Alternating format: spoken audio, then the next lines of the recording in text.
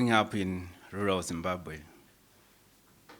our society and my parents have always told me that education is the key to success. And with education, you're going to have a beautiful life. And you're going to have everything that you wanted.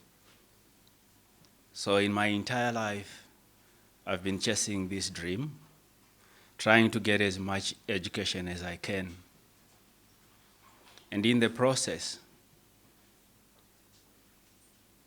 it became a time that I was going to a university.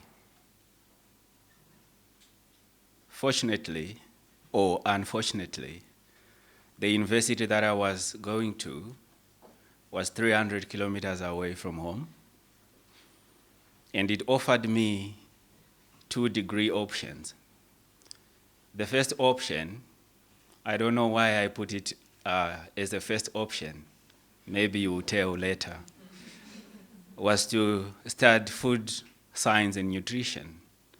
And the second option was to study water and irrigation engineering. My heart yearned to study and do food science and nutrition. So I took my registration form, to go and register for food science and nutrition. But when I got to the chairperson's office, in front of me was a long queue. And as I surveyed the queue, it was only girls in front of me. Because the queue was long, I started to think. And in the process, I was doubting myself whether I was in the right place or not.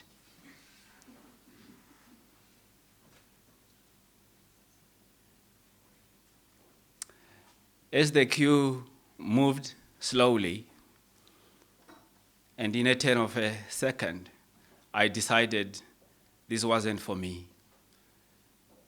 I left the queue and went to the other chairperson in the water and irrigation engineering. Surprisingly, there was no one there. I went in straight and I got my registration form signed.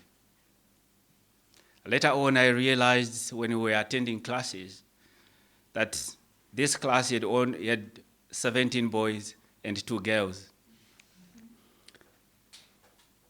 After 4 years, on the graduation day, we were 17 boys and 1 girl. 1 had dropped. After my graduation, I was proud of myself because I was endeared with equations in my head, with formulas to solve problems in the world. But I was to meet reality. When I went back to my society where I grew up in my community, I realized that formulas and equations didn't mean anything to them. They knew water more than I knew it, more than I have studied, more than I have been taught. One of the areas that they knew better than me was groundwater. They knew their groundwater well. I can give you an example of a tale of 2 boreholes. There was a borehole that was drilled by an NGO, non-governmental organization. And this borehole, they used modern methods of prospecting for groundwater. Unfortunately, the water was not good in terms of the water quality. No one used the water.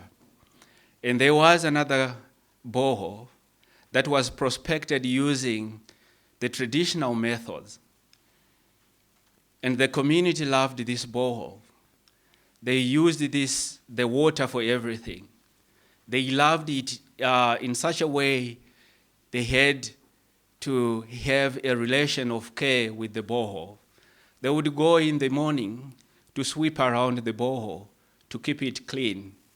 some even cleaner than their households. And profoundly, they also knew how to drill for groundwater. And they knew that if they go beyond a certain rock type, the water wouldn't be okay. And they knew that if they drilled beyond a certain rock, it would have ripple effects, like the trees in the closed areas will start to dry off. As I became ashamed of my irrelevance to my community, I decided to formalize my de-learning or relearning by going to the Netherlands to study water governance.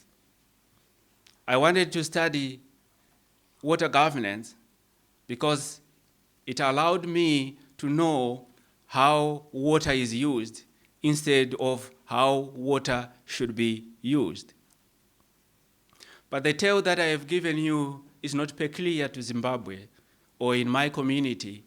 I had a chance of going to Algeria in the Sahara Desert. There, they also use a pendulum to prospect for groundwater. And down in Morocco, they use wooden sticks to prospect for water. And reading through literature, I also realized that in England, big companies use copper rods to prospect for groundwater. As I reflect upon my journey, I have realized that the first decision I made to start water and irrigation engineering was based upon the community's construct of gender.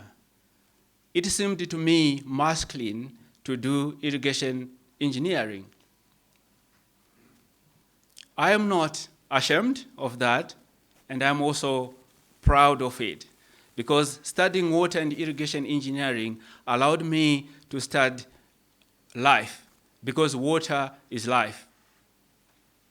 But my experiences have shaped me or shaped how I approach research. In my current studies, I'm using Technography, which is the ethnograph of infrastructure or technograph of technology. Ethnograph basically is the study of people and their cultures and how they interact amongst each other. And I'm using this to study infrastructure so that I can have a clear understanding of the water and infrastructure using the formal education that I have been exposed to, but at the same time incorporating the cultures, the beliefs, and understanding of the local people. I thank you.